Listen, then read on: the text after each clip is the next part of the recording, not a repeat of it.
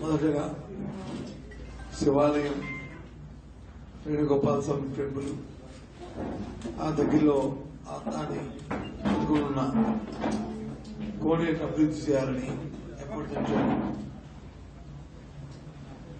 గత ప్రభుత్వంలో కూడా ప్రయత్నం చేసి కొరకొరగా దాన్ని ఉంచిన నేపథ్యంలో వాటిని ఈరోజు పూర్తి చేయాలనే ఆలోచనతో మళ్లీ 3,50,00,000 రూపాయలు దాన్ని కేటాయింపు చేసి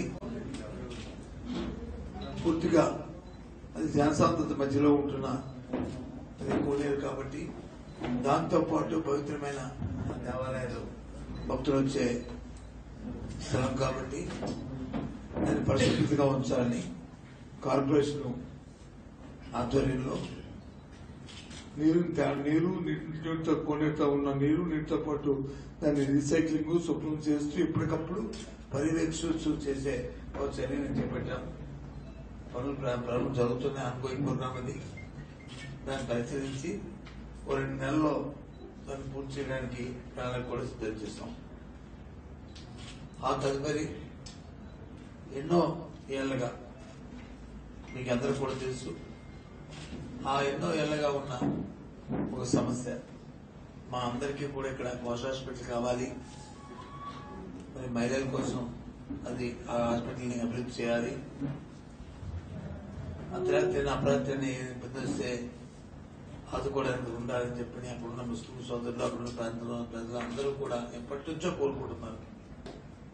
మరి ఆ కోరికని మరి స్థానికంగా ఉన్న మా మంత్రి గారు అనిల్ గారు, అలాగే మా శ్రీధర్ రెడ్డి గారు ఎమ్మెల్యే గారు వారి అభ్యంతరం మేరకు ముఖ్యమంత్రి గారు దాన్ని శాంక్షన్ చేసి సుమారు 4 కోట్ల రూపాయలని దాన్ని కేటాయింపు చేయడమే కాకుండా దానికి మళ్ళీ ఎక్స్పాన్షన్ కూడా అవసరమైతే నిర్వహిస్తానని హామీ ఇవ్వడం, దానికి ఇవాళ శంకుస్థాపన చేయడం. నేను చూశాను అక్కడికి వెళ్ళినప్పుడు అక్కడ ముస్లిం సభ్యులందరూ వచ్చి సార్ మాది చిరకాల వాంఛనిది ఇక్కడ ఈ హాస్పిటల్ కావాలని కోరుకున్నాం. ఎన్నో ప్రభుత్వాలు వచ్చి ఎంతమంది నాయకులు వచ్చారు కానీ ఎవరు దాన్ని పట్టించుకోలేదు. ఈరోజు మాకు శాసనసభ్యులు ఇక్కడ అన్ని వచ్చిన తర్వాత మా సాగుడు వచ్చిన తర్వాత ఈ కార్యక్రమం జరుగుతుందని చెప్పడం చాలా ఆనందంగా ఉంది. ముఖ్యమంత్రి గారు ఈ కార్యక్రమం చేసి జగన్మోహన్ రెడ్డి గారు నిర్ణయించినందుకు అనిల్ గారు అలాగే శ్రీధరెడ్డి గారు మరి వారికి అక్కడే శంకుస్థాపన చేసిన నేపథ్యంలో పుస్తకం చెప్పడం కూడా జరిగింది. 3వ కార్యక్రమం ఒక బజార్, అది ఇక్కడ నుంచి అక్కడ వెజిటబుల్స్ మార్కెట్ వెజిటబుల్స్ దాంతో పాటు పాత బట్టలు అమ్ముకొని జీవిస్తున్న వాళ్ళు చిన్న నాన్ వెజ్ మార్కెట్ కూడా అందులో ఉంది. గత ప్రభుత్వ కాలంలో దాన్ని కరెక్ట్గా పనిచేసి ఏ విధమైన వసతులు లేకుండా దాన్ని చేసిన నేపథ్యంలో మరి అన్ని శాసనసభ్యులు అయిన తర్వాత దాని మీద దృష్టి పెట్టి మంత్రిగా ఆయనకున్న అవకాశాన్ని మరి దానికి అవసరమైన నిధుల్ని మరి ప్రభుత్వం దగ్గర ఒప్పించి కార్పొరేషన్ ద్వారా ఆ కార్యక్రమాన్ని కూడా మరి పూర్తి చేసి వారు ప్రారంభం చేయడం, ఆ ప్రారంభోత్సవం నా చేతుల మీద చేర్చడం అనేది ఒక సంతోషంగా భావిస్తున్నాం. ఈ 3 కార్యక్రమాలు చేయడమే కాకుండా టిడ్కో గృహాలన్నీ కూడా దాన్ని పరిశీలించాం. ఏ ప్రాంతం అది వెంకటేశ్వరం దగ్గర ఉన్న సుమారు 4,000 పైచలకు ఉన్న ఆ గృహాలు 95% వరకు పూర్తి అడ్వాన్స్ పూర్తవలేదు. వాటికి కూడా అధికారులకు ఆదేశించాం. ఒక 4-5 నెలల ఇన్ఫ్రాస్ట్రక్చర్ కంప్లీట్ చేసి ఈ గృహాలన్నీ కూడా వారందరూ కూడా అందజేయడం జరుగుతుంది. అందులో 300 అసెంబ్లీ ఇల్లు సుమారు 1,400 వరకు కూడా అందులో ఉన్నాయి. గత ప్రభుత్వం వచ్చి చంద్రబాబు నాయుడు హయాంలో మరప్పుడు మా మంత్రిగా ఇక్కడ నారాయణ ఉన్నప్పుడు ఒక్కొక్క ఇంటికి 6,75,000 రూపాయలు ధరపెట్టి అందులో బ్యాంకు నుంచి 3,75,000 రూపాయలు అప్పుగా తీసుకొచ్చి ఆ అప్పు నుంచి ఆ లబ్ధిదారుడే 20 సంవత్సరాల పాటు తీసుకునేట్లు నెలకి 2,800 రూపాయలు మరి ఈఎండి కట్టే ఏర్పాటుతో ఆ కార్యక్రమాన్ని నిర్దేశం చేశారు. స్క్వేర్ ఫుట్ 1500 రూపాయలు అయ్యే ఆ ఇంటిని 1880 రూపాయలకి మరి కాంట్రాక్ట్లు ఇచ్చి దాంట్లో అవినీతికి జరిగిన నేపథ్యం. మరి మా ముఖ్యమంత్రి గారు జగన్మోహన్ రెడ్డి గారు ఎన్నికల్లో ఇచ్చిన మాట ప్రకారం ఆ కార్యక్రమాన్ని లబ్ధాడికి ఆ భారం అవ్వకూడదనే ఉద్దేశంతో అదంతటిని రూపాయికే ఆ ఇంటిని ఇవ్వడం, ఏదైతే వారు కట్టవలసిన ఆ డబ్బు ఉందో, బ్యాంకు నుంచి అప్పు ఉందో, అప్పు వచ్చి బ్యాంకు నుంచి లేకుండా ఆ డబ్బులంతటినీ కూడా ప్రభుత్వమే 6,50,000 రూపాయలని ప్రభుత్వమే మరి భరించడానికి ముఖ్యమంత్రి గారు తీసుకున్న నిర్ణయం. ఆ ప్రకారం ఆ ఇల్లుని 4 నెలల్లో వాళ్ళందరూ కదా అందజేస్తామని అది పరిశీలించి చెప్పడం కూడా జరిగింది. ఆ తత్వే సీతారెడ్డి శాసనసభ్యులు ఇక్కడ రాజీవ్ సోకురా మరి ఎప్పుడో అప్పుడు స్వర్గీయ రాజశేఖర్ గారు తీసుకున్న ప్రోగ్రాం ఇది. తదుపరి ఆయన అప్పుడు హౌసింగ్ మంత్రిగా ఉన్నప్పుడు తీసుకున్న ప్రోగ్రాం. ఆ తదుపరి దాన్ని అనకొరకు వదిలేసి ఎక్కడొక్కడే ఉంచి వచ్చిన ప్రభుత్వాలు దాన్ని పట్టించుకోమన్న నేపథ్యంలో మరి వారు చెప్పిన తర్వాత అధికారులను పిలిపించాను, సమీక్ష చేశాం. అవన్నీ కూడా ఒక 10 రోజుల్లో ఒక ఎస్టిమేట్ క్రియేట్ చేయమన్నాను. కంప్లీట్ చేయడానికి ఒక్కొక్క యూనిట్కి ఒక్కొక్క ఇంటికి ఎంత అవుతుంది అవన్నింటినీ చేసిన తర్వాత బేరీ వేసుకుని దాని త్వరలోనే ప్రధానికానికి బహిష్కరించుకున్న ఎవరైతే మరి ఇల్లు లేని వారు కావాలని కోరుకుంటున్నారో మన ఆప్షన్ ద్వారా అవన్నింటి కూడా ఇవ్వడం జరుగుతుంది. ఆ రేటు కూడా ఆ క్యాలిక్యులేట్ చేసిన తర్వాత అది పత్రికాముఖంగా బహిరంగంగానే దాన్ని చేయడం. దాంతో పాటు ఆల్రెడీ కొంతమంది 10%, 15% కట్టుకుని ఇక్కడ ఉంటున్న వారు ఉన్నారు. దాని రోడ్లు, కాలువలు, మౌలిక సదుపాయాలు లేవు. వాటిని అన్నింటినీ కూడా దీంతో పాటు మరి ఆ పనులు కూడా ఒక 10-15 రోజుల్లో ప్రారంభిస్తామని చెప్పి ఆ లబ్ధిదారులు కూడా చెప్పడం జరిగింది. అలాగే గౌరవ శాసనసభ్యులకు కూడా ఆ విషయాన్ని చెప్పడం జరిగింది. కొత్త ఇంటి కార్యక్రమం కూడా చేస్తామనే విషయాన్ని మరి మనం చేస్తున్నాం. ఇది ఈరోజు ఇది అయిన తర్వాత మళ్ళీ మున్సిపల్ ఆఫీస్కి వెళ్తాను. అక్కడ అధికారులతో అందుతోని సమీక్ష జరుగుతుంది. కార్పొరేషన్ మీద ఒక 15 నిమిషాల తక్కువ కూర్చొని ఇప్పటికీ అన్ని సమాచారం తెప్పించుకోండి, ఇంకా కొంత సమాచారం కావాలని మరి మంత్రి గారు, ఎమ్మెల్యే గారు అడిగిన తర్వాత కార్పొరేషన్ ఆఫీస్కి వెళ్లి వాళ్ళతో కూడా సమీక్షించడం జరుగుతున్న విషయాన్ని కూడా తెలియజేస్తున్నాం. ఓకేనా? వీటికి సంబంధించి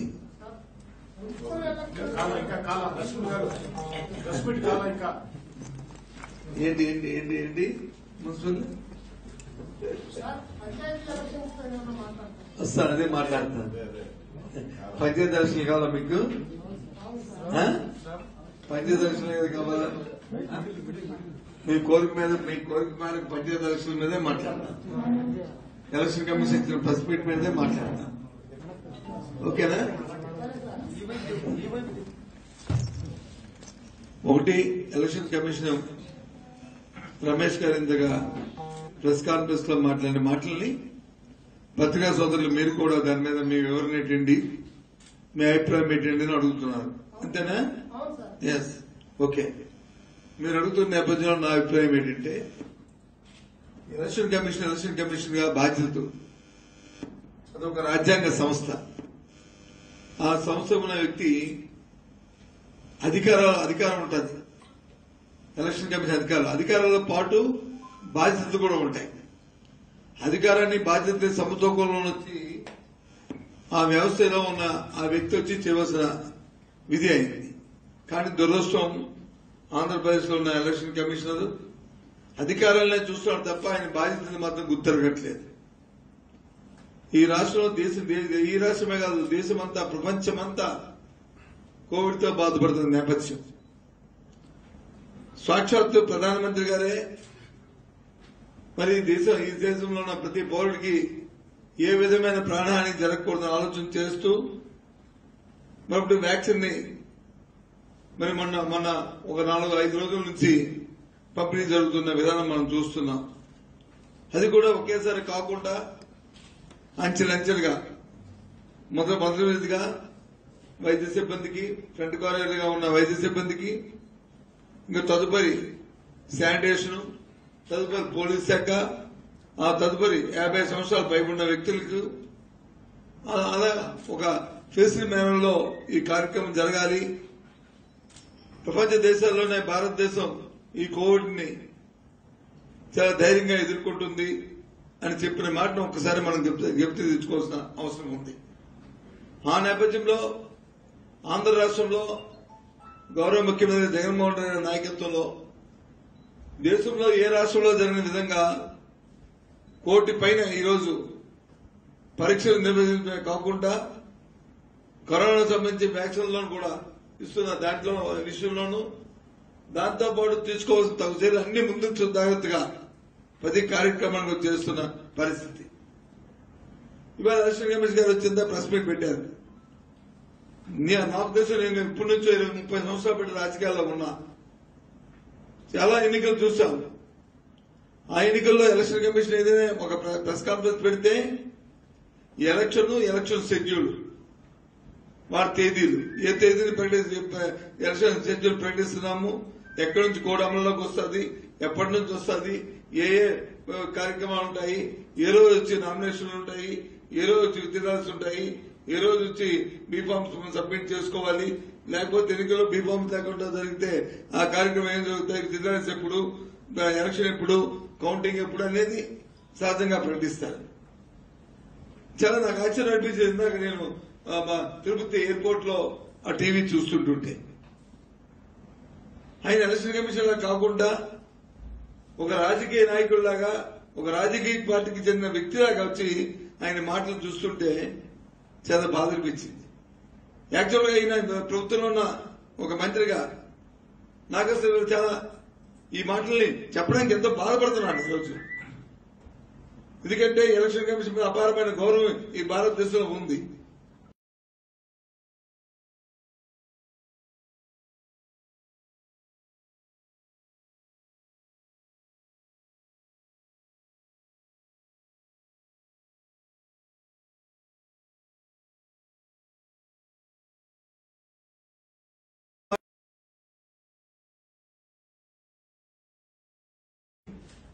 రాజకీయంగా ఒక పార్టీ ప్రతినిధులుగా మేము స్పందించి తప్పట్లేము.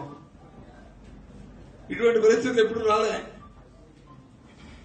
సాక్షాత్కారం చెప్తున్నాడు, పంచాయతీరాజ్ శాఖ అధికారులు, ఉన్నతాధికారులు బాధ్యతారాహిత్యంగా ప్రవర్తిస్తున్నారని.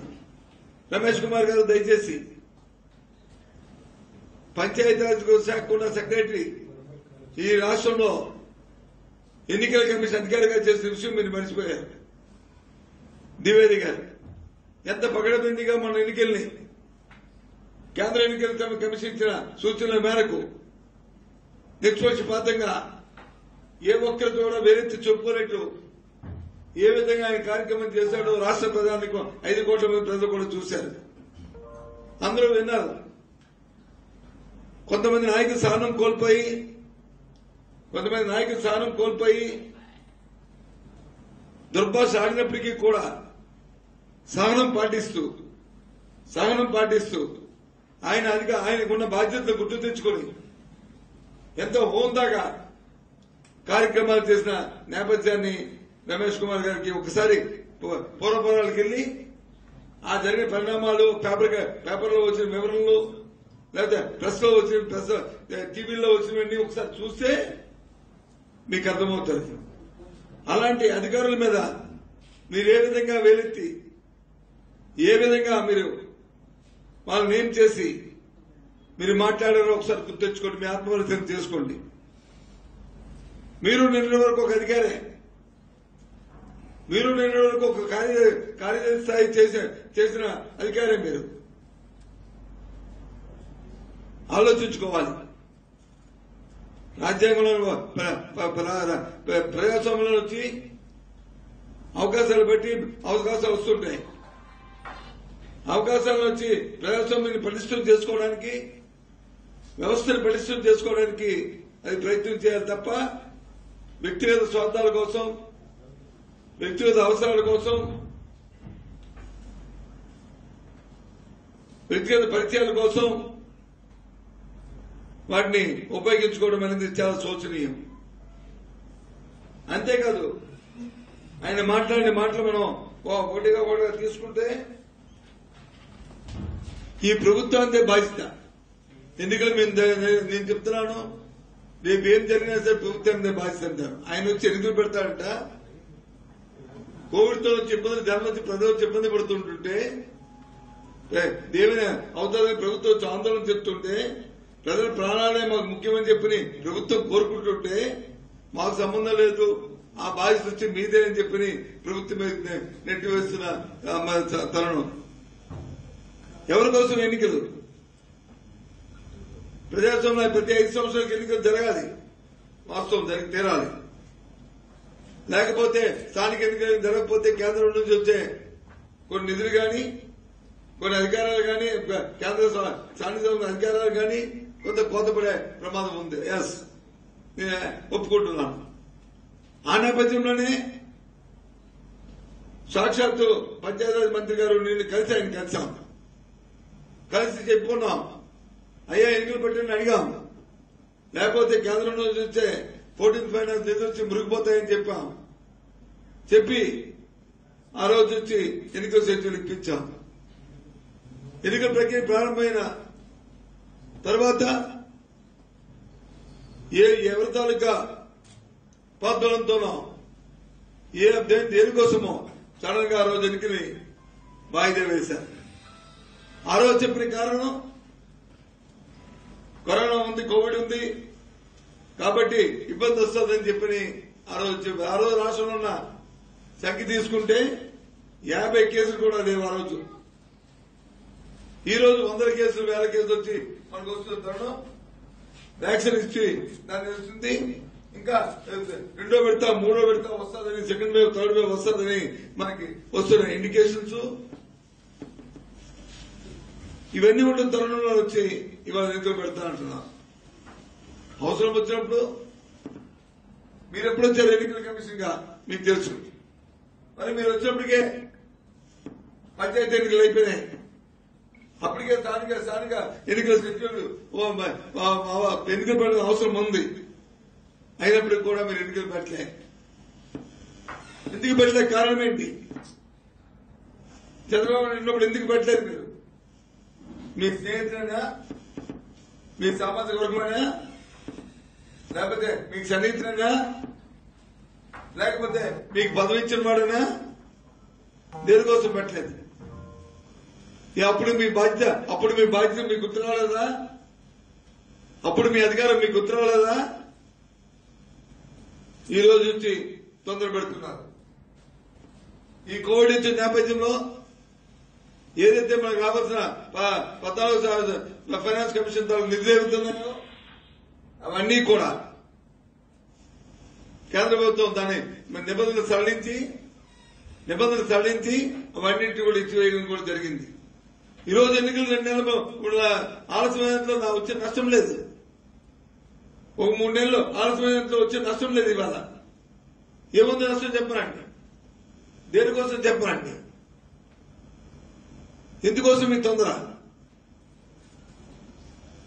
అధికారం ఉన్నదని, అధికారం ఉంది, నా మాట చెల్లుబాటు అవ్వాలి. నేనెక్కడ చూడలే ఇలాంటిది.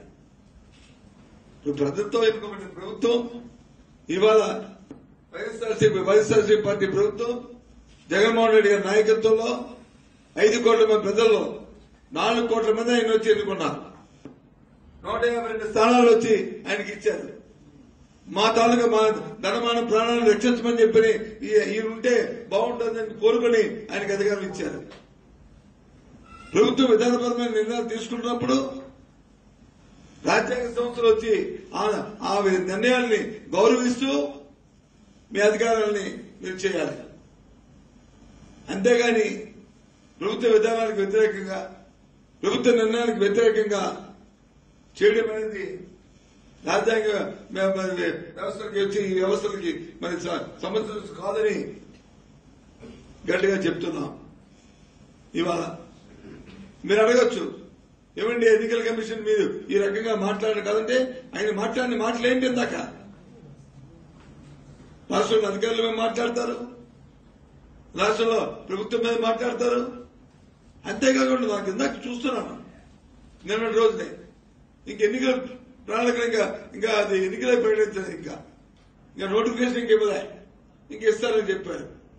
అంతకుముందు జరిగిన నేపథ్య సందర్భాల్లో అధికారులు ఉంచాను, అధికారులు వచ్చి తక్షణమే మీరు వచ్చి అందరినీ ట్రాన్స్ఫర్ చేయండి, ఆ ఎస్పీకి తీసేయండి, ఆ కలెక్టర్ తీసేయండి, లేకపోతే ఆ ఇన్స్పెక్టర్ తీసేయండి, ఆ కానిస్టేబుల్ తీసేయండి, ఆ ఎంఆర్ఓ తీసేయండి.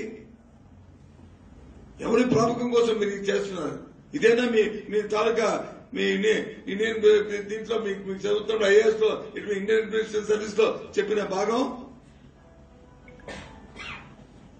ఎన్నికలు నోటిఫికేషన్ ఇచ్చిన తర్వాత ఒకవేళ వచ్చి గతసారి వచ్చి ఇలాంటి పరిస్థితులు ఉన్నాయి, నా తాలూకా అభిప్రాయం ఇదని చెప్పి మీరు చీఫ్ సెక్రటరీ తప్పు కాదు. నోటిఫికేషన్ ఇవ్వలేదు. ఓ పక్క వచ్చి కోర్టుల్లో వచ్చి మీ తాలూకా హక్కు ప్రకారం మీరు వచ్చి న్యాయస్థానానికి వెళ్లారు, న్యాయస్థానం తీర్పిచ్చింది, దాన్ని గౌరవిస్తాం, దాని మీద అప్పీల్ అవకాశం న్యాయస్థానం కల్పించింది. దాని ప్రకారం సుప్రీంకోర్టుకి ప్రభుత్వం వెళ్ళింది. అక్కడి నుంచి ఇవాళ రేపో ఎల్లుండో వస్తుంది. ఆ తదుపరి మీరు నిర్ణయాలు ఉంటాయి. న్యాయస్థానానికి అందరూ బద్దులమే. ఆ కార్యక్రమాన్ని నిర్వర్తించవలసిందే, దాన్ని అందరూ గౌరవించవలసిందే. అంతవరకు అక్కంట ఏమిటి మీకు ఆతృత, ఏమిటి మీకు గాబరా, ఎవరి కోసం ఈ గాబరా, ఏమి సాధించడానికి ఈ గాబరా, ఎవరిని మెప్పించడానికి ఈ ఆతృత? మీకు పదవించిన చంద్రబాబు నాయుడికి పారితోషికం చెల్లించుకోవడానిక? ఒక తప్పించండి, రేపు ఒక 2 నెలలు పోయిన తర్వాత 3 నెలలు పోయి ఎన్నికలు జరిగినా లేదు, తప్పించండి ఎన్నికలు జరిగితే చంద్రబాబు నాయుడికి 10% సీట్లు వస్తాయా? వస్తాయి అనుకుంటున్నావా? నువ్వు క్యాంపెయినింగ్ చేసినా సరే అక్కడ జరగదు. నేను ప్రజలతో చెత్తుకంది పడిన చంద్రబాబు నాయుడు ప్రజలతో వచ్చి ఇవాళ ఆయన వచ్చి ఎలా ఏ రకంగా ఇతని తోడక సింధు వదిలించుకుందాం అనుకుని రాష్ట్రపతి చూసి చేశారు. ఒక అద్భుతమైన అవకాశాన్ని ఇచ్చారు ఆయనకి 5 సంవత్సరాలు. ఇస్తే అవకాశాన్ని ఇస్తే ఏం చేశాడు ఆయన? మాయా దగా పరిపాలన చేశాడు. ఎవరైనా నమ్మించాడా? ఎవరు ఇచ్చిన మాట నిలబెట్టుకున్నాడా? లేదు. ప్రజలందరూ కూడా రాష్ట్రం యావత్తు స్వర్గీయ రాజశేఖర రెడ్డి గారి స్ఫూర్తి ఏదైతే ఉందో ఆ స్ఫూర్తితో మా నాయకుడు జగన్మోహన్ రెడ్డి పరిపాలన చేస్తున్నాడు. ఇచ్చిన మాటను ప్రతి నిలబెట్టుకుంటూ కార్యక్రమాలు జరుపుతున్నాడు. ఆ నేపథ్యంలో ముందుకెళ్తున్న ఈ నేపథ్యం ఒకరు కాదు, ఇద్దరు కాదు, ఒక పథకం కాదు, 2 కాదు, ఏదైతే ఎన్నికల ప్రణాళిక అన్ని 100% దాంతోపాటు ప్రజల ఆలోచనలు ఏదుందో, ఏ ఆలోచన ఏ కార్యక్రమం చేస్తే వారి తాలూకా సమాజంలో వాళ్ళ గౌరవం పెరుగుతుందో, వాళ్ళకి ఆర్థిక పరిస్థితులు మెరుగుపడతాయో ఆ కార్యక్రమాలన్నింటినీ ఒక విధాన రూపంలో తీసుకొచ్చి ఇవాళ చేస్తున్నాడు ఇవాళ మా ముఖ్యమంత్రి జగన్మోహన్ రెడ్డి గారు. ప్రజలందరూ ఏమంటారు దానికి ఆలోచిస్తూ ఈ నేపథ్యంలో చూస్తున్నాము గత కొద్ది రోజులుగా ఇక సంక్షేమం పట్ల ప్రజలందరూ కూడా జగన్మోహన్ రెడ్డి గారికి మరి ఆయన వాళ్ళందరూ అంకితమైపోతున్నారు, ఆయన ఆదరిస్తున్నారు, ఆయన పథకాలన్నింటి ప్రజలు చుచ్చుకుపోతున్నాయి, ప్రజలందరూ కూడా ఆకర్షితులైపోతున్నారు అని ఈ మధ్య చూస్తాం. మనందరూ దేవాలయాల మీద దాడులని, లేదు అంటే గుళ్ళ మీద విగ్రహాలు ఎత్తుకెళ్లిపోవడం, లేకపోతే విగ్రహాల మీద వచ్చి అర్ధరాత్రుల్లో మనుషులు జనసంచారమైన సమయంలోనూ జనసంచారమైన ప్రదేశాల్లోనూ గుళ్ళ మీద దాడులను చూశాం. 3 రోజుల కిందట 6 నెలల కిందట వచ్చి దుర్గమ్మ గుడిలో మరి దొంగతనం చోరీ కాపాడింది అని చెప్పాం, పట్టుకుంటామని చెప్పాం. తెలుగుదేశం పార్టీ ఆ నాయకులు అందరూ కూడా ఎన్నో విమర్శలు చేశారు మా మీద. సాక్షాత్తు మా మంత్రి మీద అయితే ఆడిపోసుకున్నారు. చెప్పాం దొంగతనం ఎప్పుడు కూడా ఆగదు, ఈ రోజు కాబట్టి బయటపడుతుంది వీక్షణ చెప్పాం. ఈ రోజు బయటపడింది. దొంగలు పట్టుకున్నాం, దాంతో పాటు దాన్ని గుండె వాళ్ళు పట్టుకున్నాం, ముద్దాలి నిలబెట్టాం. ఎంతెందుకు ఏ రకంగా రాజకీయంగా దీన్ని చేయడానికి ఆలోచన చేసి మా బురదలను చేశారో మనం టెక్కల్లో చూసాం. సాక్షాత్ ఈ రాష్ట్రానికి తెలుగుదేశం పార్టీ అధ్యక్షుడిగా ఉన్న ఎర్రనాయుడు గారి అచ్చెన్నాయుడు గారి నియోజకవర్గంలో నంది విగ్రహాన్ని ఏ రకంగా తీసుకెళ్లి రోడ్డుపై పెట్టారో, ఒకవేళ సీసీ ఫుటేజ్ గా దొరకకపోతే చూసా ఎంత బాధ్యత. ఏ రకంగా ఇంకో మతం వచ్చి పట్టుకుపోయి పెట్టారు, హిందూ మతం మీద అపచారం చేశారు అని చెప్పే పరిస్థితి, నీచమైన ఆలోచనని తెలుగుదేశం పార్టీ నాయకులు చేసేవారు. అదృష్టవశాత్తు ఆ సీసీ ఫుటేజ్ దొరికి వాళ్ళందరూ పట్టుకుంటే సాక్షాత్తు అచ్చెన్నాయుడు గారి తాలూకా అనుచరులు అందరూ కూడా. చంద్రబాబు ఏమంటున్నాడు? తప్పేటి నందివిగ్రహం పట్టుకెళ్లి రోడ్డు మీద పెట్టి తప్పేటి అంటున్నాడు. ఓ పక్క వచ్చి దేవతా విగ్రహాలు దేవుళ్ళని చెప్పిన సెంటిమెంట్స్ హిందూ మతాన్ని అంటూ ఓ పక్క వచ్చి ఈ రకమైన మాటలు మాట్లాడుతున్నాడు. ఎంత బరితెక్కించి మాట్లాడుతున్నాడో ఆలోచన చేయండి. రాష్ట్ర ప్రజాగా కోరుతున్నాం మీ నుంచి. ఏదో విధంగా ఇలాంటి అల్లకొల్లను సృష్టించి 30 లక్షల మందికి ఇల్లు ఇస్తుంటే ఆ ఇళ్ల కార్యక్రమం జరగకూడదని చెప్పి ఇలాంటి వైపరీత్యాలు, ఇలాంటి కార్యక్రమాలు ఏ కార్యక్రమం చేసి దాన్ని చేసుకొస్తున్నారు. ఇవాళ వచ్చి ఈ ఎన్నికల కమిషన్ రమేష్ కుమార్ తో కలిపి ఆలోచించబడి ఇవాళ ఈ కార్యక్రమానికి తెరదించారు. తీవ్రంగా రమేష్ కుమార్ గారితో కిందగా ప్రెస్ లో ఆయన మాట్లాడిన మాటల్ని పూర్తిగా తీవ్రంగా ఖండిస్తున్నాం. రాజ్యాంగబద్ధ వ్యక్తులు అధికారంతో పాటు బాధ్యత కూడా గుర్తెరగాలని, వ్యవస్థను కాపాడుకోవాలి తప్ప వ్యక్తులు కాదు కాపాడవలసింది. ఇక్కడ వ్యక్తులు కాపాడుకుంటే వ్యవస్థలు నష్టపోతాయి. వ్యవస్థలు కాపాడుకోవాలి, వ్యవస్థలు గౌరవించుకోవాలి, తగ్గట్టు వాస్తవ పరిస్థితులు తగ్గట్టు మన ప్రవర్తన మన తీరు ఉండాలి, ప్రజాస్వామ్యబద్ధంగా కార్యక్రమాలు ఉండాలనేది మా తాలూకా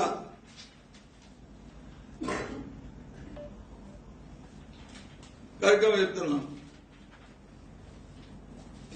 ఇందాక ఒక్క మాటని చూశాను. ఏకగ్రీవంగా అయితేనట వాటి మీద ప్రత్యేకంగా దృష్టి పెడతాడట. నంపాలా, ఏడవాలా, సిగ్గుపడాలా ఆయన మాటలను చూస్తుంటే. పంచాయతీ అంటే పార్టీ రహితంగా జరిగే ఎన్నికలు. పంచాయతీలు ఏకగ్రీవంగా అయితే ఆ గ్రామాలకు ప్రోత్సాహం ఇస్తామని గత ప్రభుత్వాలు ప్రకటించాయి. ఇది అబద్దమా వాస్తవం కాదా?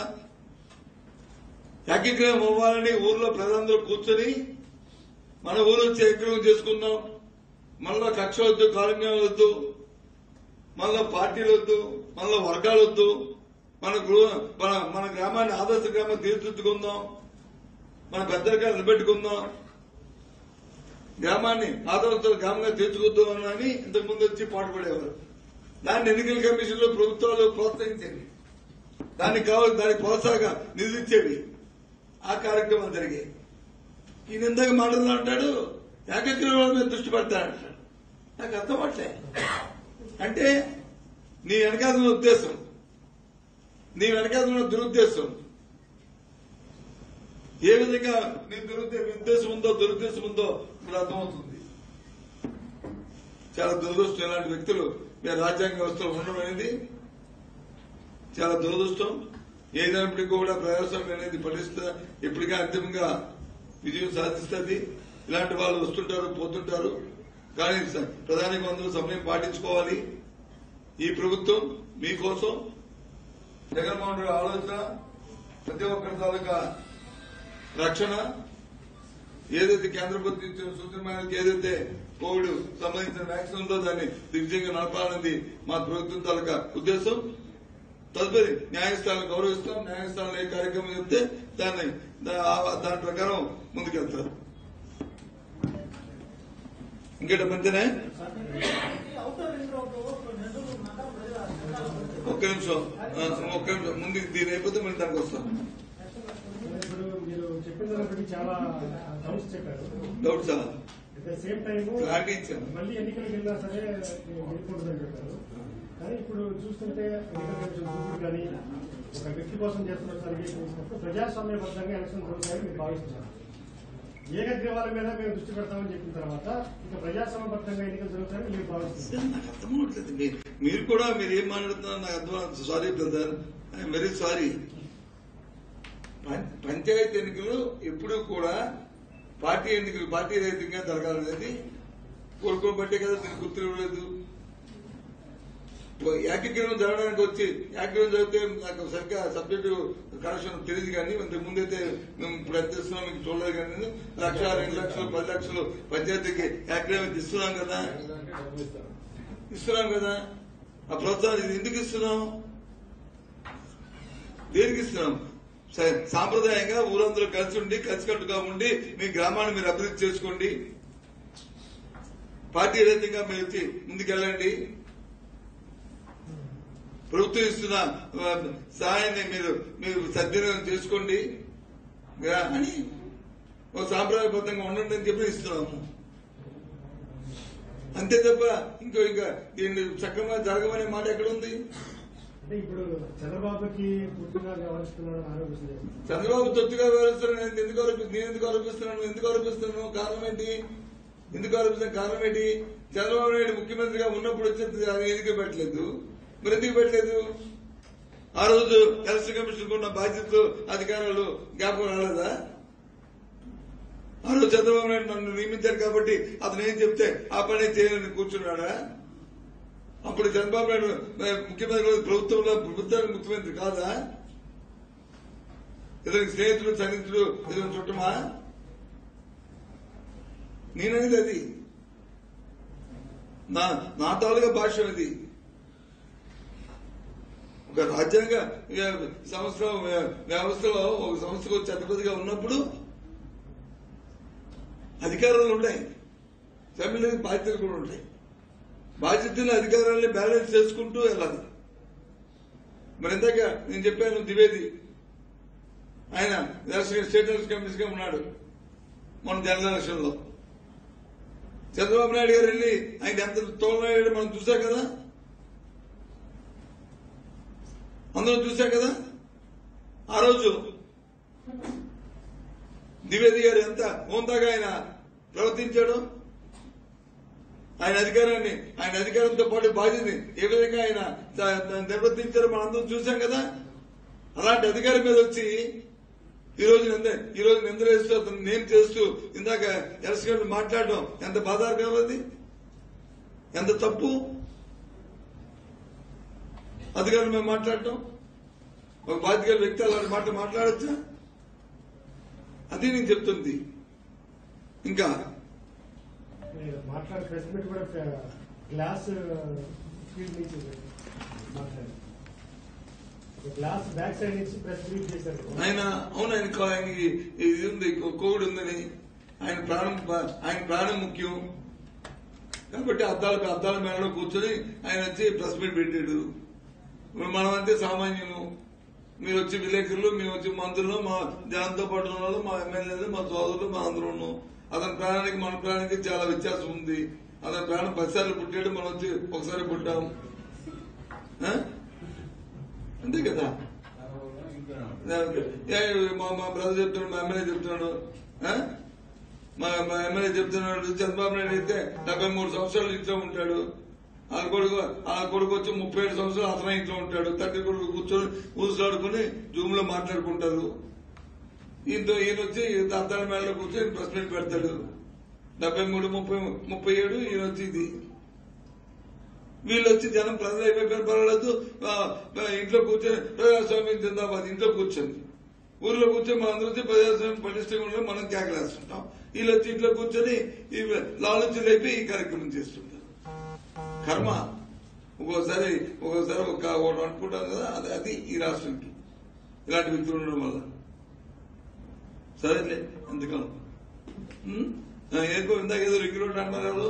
నెల్లూరు నగరం ప్రజల చిరకాల కోరిక నెల్లూరు నగరానికి, జిల్లా కేంద్రం నెల్లూరు నగరానికి ఔటర్ రింగ్ రోడ్ కావాలి. ముఖ్యమంత్రి గారు వచ్చినప్పుడు ముఖ్యమంత్రి గారికి మా ఎంపీ గారు ఉన్నత పత్రం ఇచ్చారు. ఓకే, ఆయన సొంత వ్యక్తం చేశారు. గుడ్. అయితే దానికి సంబంధించి మున్సిపల్ శాఖ నుంచి అన్ని అనుమతులు కానీ పనులు వేగవంతంగా చేయాల్సిన బాధ్యత అమలు మీద ఉంది. ఓకే, దానికి ఎవరు తప్పకుండా మీరు చెప్పిన అంశాన్ని వచ్చి మేము మా మంత్రులతో మాట్లాడుకొని ఏంటి అది కానీ పట్టడానికి అవసరమైతే దాని మీద ఆలోచన చేస్తాము. తప్పకుండా చర్య తీసుకుంటాం. అది మీరు తీసుకున్న దృష్టికి చేద్దాం. మరి మంచిదైతే దానికి కవర్ చేస్తాం. మీరు కూడా కొద్దిగా సహకరించండి. పత్రికా విలేకరులు కూడా దానికి ఏమైనా ల్యాండ్ ఎక్విజిషన్ కావలిస్తే ఊరు మరి నెల్లూరు పట్టణంలో ఉన్న పెద్దలు పోతుబారు రైతుల్ని వాళ్ళని వీళ్ళని దానికి సహకరించమని చెప్పి మీరు కూడా రాయండి. లేకపోతే వాళ్ళు వచ్చి ఇది మాకు వెళ్ళడానికి వీళ్ళు కోర్టుకి వెళ్ళి కేసుల్లో మళ్ళీ వేస్తే మళ్ళీ వస్తాం, మా పని అవుతుంది. కోర్టుకి వెళ్ళకంటే కొద్దిగా మీ సైడ్ నుంచి కూడా కోఆపరేషన్ అడగండి. ఓ 2 కథనాలు రాయండి. ప్రజలందరూ సహకరించాలి. ఓకేనా? Thank you. కొద్ది నుంచి మాతో తిరిగి మాతో కలిసి జరిగిన అభివృద్ధి కార్యక్రమాలను త్వరగా చెప్పినందుకు థ్యాంక్ యూ వెరీ మచ్.